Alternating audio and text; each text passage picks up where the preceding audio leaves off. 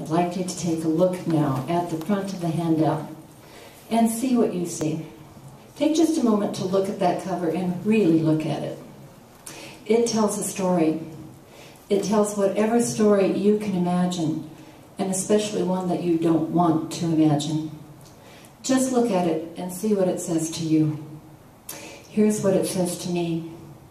Here's a young woman and her daughter at the door of the YWCA, and they've come with nothing. The little girl has only had time to grab her favorite little stuffed friend. Her mother made sure of that. She's going to need it. It's dark. The picture is dark. No matter if it's a sunny day outside, this is the darkest time in their lives. Who are these people? Are they poor? Are they downtrodden? No, that looks like a good-looking young woman. And she's wearing a nice outfit, and her daughter is well-dressed. They don't look malnourished. They're just what we call normal people.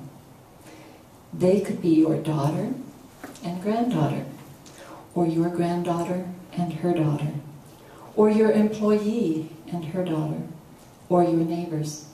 The woman could be any woman you know. And why are they here at the door of the YWCA? Because their home is the most dangerous place they could be. Because somebody there wants to hurt her, maybe even wants to kill her. And someday she knows you will. Today could be that day. It's gotten very dangerous. And she has no place else to go. She needs the YWCA, and the YWCA needs you.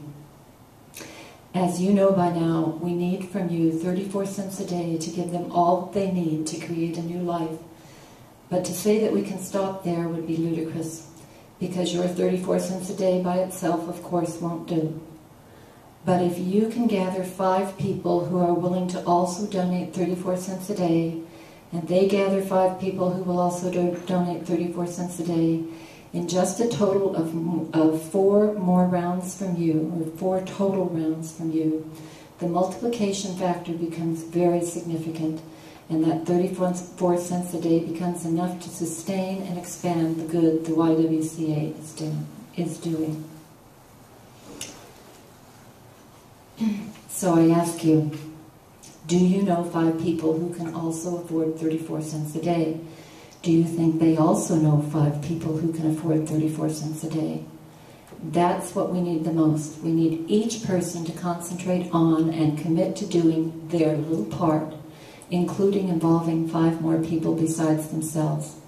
Everyone doing a little piece of a large job. Every great undertaking is accomplished in this way.